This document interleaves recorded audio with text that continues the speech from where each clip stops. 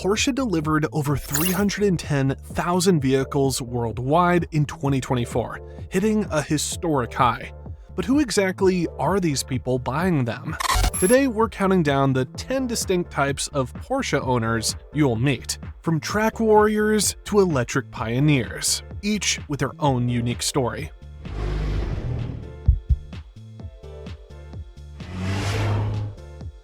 So, number 10, right? The community first connector. Man, these people are like the glue holding everything together. Could be driving literally anything. Base Boxster, Cayenne diesel, whatever. Doesn't matter. What matters is they know everybody and everybody knows them. PCA's got over 150,000 members now and have been growing for 3 years straight. And honestly, it's because of people like this. Ice cream socials, they're running them. Registration desk, that's them with the clipboard. Weekend drive routes, yep, they mapped it all out Thursday night. These are the folks who somehow remember your kid's name from that one event 2 years ago. Show up to a concourse and boom, there they are with a tin of homemade cookies. Group chats going off at midnight about someone's birthday tomorrow, and yeah, they already ordered the cake. But here's what gets you. They'll take some 75-year-old dude who used to build engines and match him up with a 22-year-old who just bought their first 944. Magic happens. Suddenly, you've got knowledge flowing, friendships forming, the whole deal. Their trophy case? Empty. Their phone? Packed with photos of group drives. That beat-to-hell PCA badge with like 15-year pins? That's their championship ring. Number 9, though, the investment-minded collector. Oh boy, these people know every auction result like it's the stock market. That 973 RS 2.7 Touring, $500,000 to $700K easy. Lightweight? Dude, we're talking 7 figures. Just saw one go for $550,000 at a Monterey auction.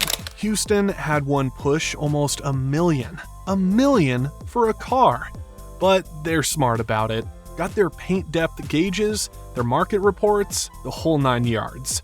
See, when COVID hit, prices went absolutely bonkers. Then, 2023, reality check, prices cooled off, and the smart money started shopping. These guys are grabbing 996 GT3s right now. Why? Because in 10 years, everyone's gonna want the unloved generation. Mark those words. Walk into their garage and it's like a museum. Temperature controlled, every car on a battery tender, paperwork in those special folders that cost more than your lunch. They'll drive maybe 50 miles a year, just enough to keep the seals happy. Any more? That's depreciation, baby. Half these guys got Porsche Classic doing full restorations. Factory certification equals big money later. It's chess, not checkers. They love the cars, sure, but they love the ROI just as much. Number 8, daily driver enthusiast. Love these people. Love them. Pull into any tech company lot in Silicon Valley or Austin, and there it is. Base Cayman with curb rash. 991 with 80,000 miles and rock chips everywhere. These folks are 52 years old, making good money, and actually using their Porsche like, you know, a car. Even the basic Carreras got that hydraulic steering that just talks to you. CPO warranty means it's reliable as a Camry, but way more fun. Snow tires for winter up north, bike rack for weekends. They're tracking gas mileage on some app while also timing highway pulls. It's beautiful. Their coworkers think they're insane. Why would you daily a Porsche? Because it's meant to be driven. Weekend comes. They're out in the canyons, comparing times with 5 friends on WhatsApp. No formal club stuff, just buddies who get it. Best part of their day? 6 a.m., parking garage. That cold start bark echoing off concrete. Gets them every single time. Lucky number 7, the family-minded performance SUV owner. Okay, reality check. Cayennes and Macans absolutely destroy 911 sales. 3-1. Last year, 22,000 Cayennes, 25,000 Macans just in America. Consumer Reports people love them. Highway cruiser, well-built, swallows everything. Here's the story though. Had a Boxster at 25. Loved it. Then, life happened. Good job, marriage, babies. Suddenly, you need latch anchors and a place for the diaper bag. But giving up that Porsche feel? Nah. So they get leather seats that can handle apple juice, but the second they drop little Tommy at daycare, Sport Plus, let's go. These are smart buyers too.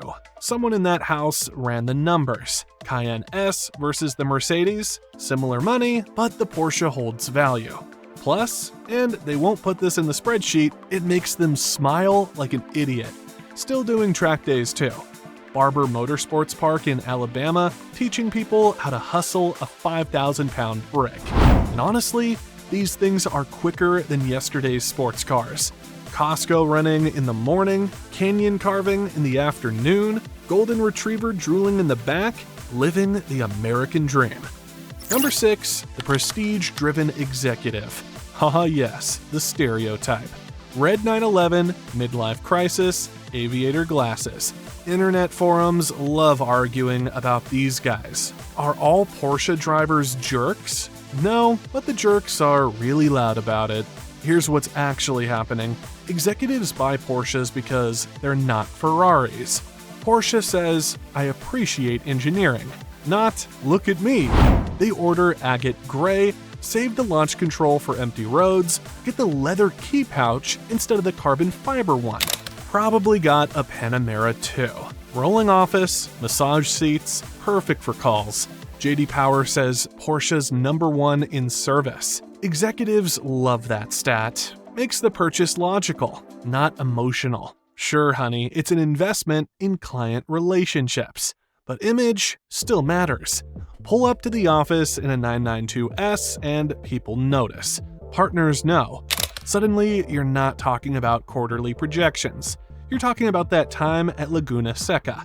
The car's a tool, just not for driving. Less flashy than Italian stuff, more exciting than German luxury barges. Plus, Le Mans wins gives you credibility. Smart play. Number 5, tech-savvy electric pioneer. Taycan Turbo owners just cruise past gas stations like they're not even there. These early adopters proving you can hug trees and still rip. Almost a third of Porsches sold in 2024 had plugs. Wild. Forum life for these guys? All about regen settings, electrify America networks, efficiency runs. But get this, survey from December shows less than 1% want to go back to gas. 1%. The demographics are different too. Younger, more women, tech jobs. They want instant torque, updates that download while they sleep, and yeah, saving the planet's nice too. Look, they're not dumb. EVs can depreciate like milk. Some cars lose half their value year 1. Brutal. But Taycans? That Porsche badge helps. Plus, the thing corners like a GT3 because the battery's so low. Spaceship interior, talks to your phone, holographic whatever. They still show up to synthetic fuel presentations though. Maybe e-fuels save the 911. Maybe. They're hedging bets. Number 4, restomod visionary. Okay, forget keeping it original. These people want perfect. Singer vehicle design is the king here. Take a 964, make it cost between $1 and $3 million, million with an M. Formula One drivers buy these things. It's bespoke everything. Carbon fiber painted colors that don't exist yet. Interiors with hand-woven materials from Scottish sheep or whatever. Engines making 500 horsepower through titanium velocity stacks that cost more than most cars. But Singer's not alone. Gunther works in California, Theon Design, all these shops taking old cars and making them impossibly perfect. 3D printed parts, center lock wheels, panel gaps measured in fractions of millimeters. The owners? Tech founders, movie producers, people who see cars as personal branding. That 18-month build process, they love it. Choosing every single detail, hiding modern tech everywhere, making it exactly right. Insurance companies just write whatever numbers on the receipts. Resale, often more than they paid because collectors go nuts for the right spec.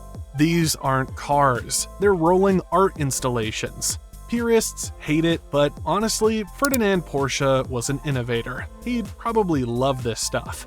Number 3, the vintage air-cooled purist. Say Fuchs wheels at Cars and Coffee, watch them appear. It's like magic. Coffee in hand, but they're not drinking it, too busy staring at your valve covers. Luftgekult? That's their Woodstock. Long hood 911s, 356 Outlaws, everything smells like old oil and everyone's happy. Stuttgart's got these old school Porsche techs that have been working there since the 70s, still rebuilding gearboxes like it's 1973. Parts catalogs got 80,000 pieces. You can order carburetors that haven't been made in decades. These purists want simple. No computers, no turbos, definitely no radiators, air and gasoline, that's it. Some are boomers, finally buying what they had on their wall in high school.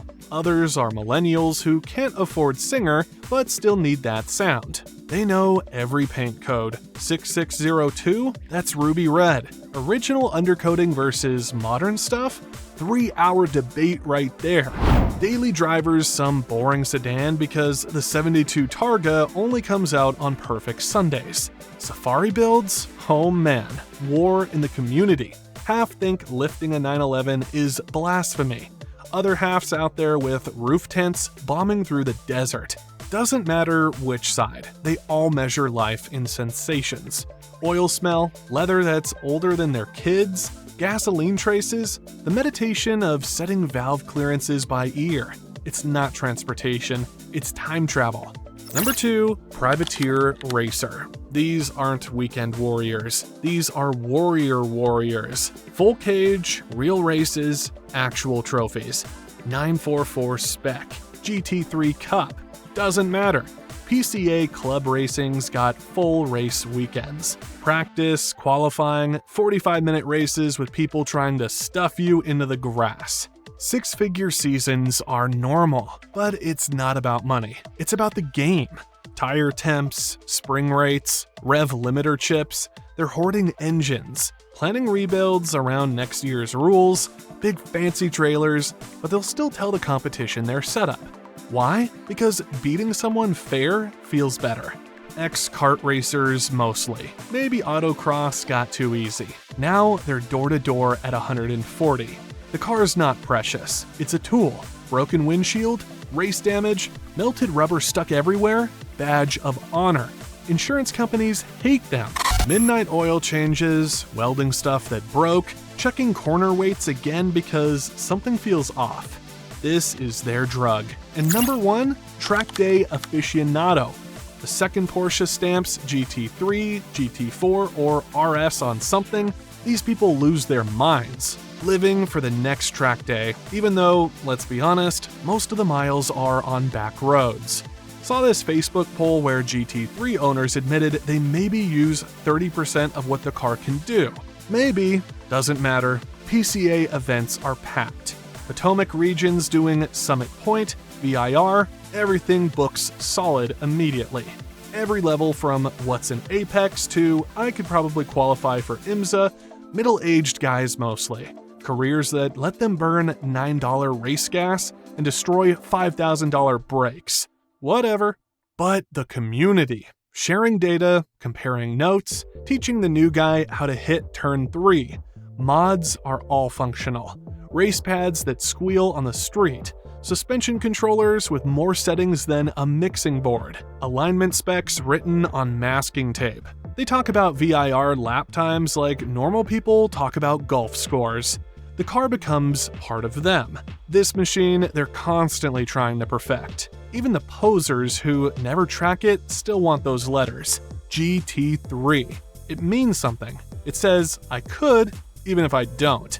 Every single type, from the social butterfly to the lap time junkie. They're all part of this insane Porsche world. You know what brings them together? It's not just the badge. It's that feeling, that engineering, that history. That thing you feel in your chest when you nail a perfect shift or when the turbo spools just right. Doesn't matter if you're sitting in traffic or setting personal bests. If you get it, you get it, and there's always room for one more weirdo in this family.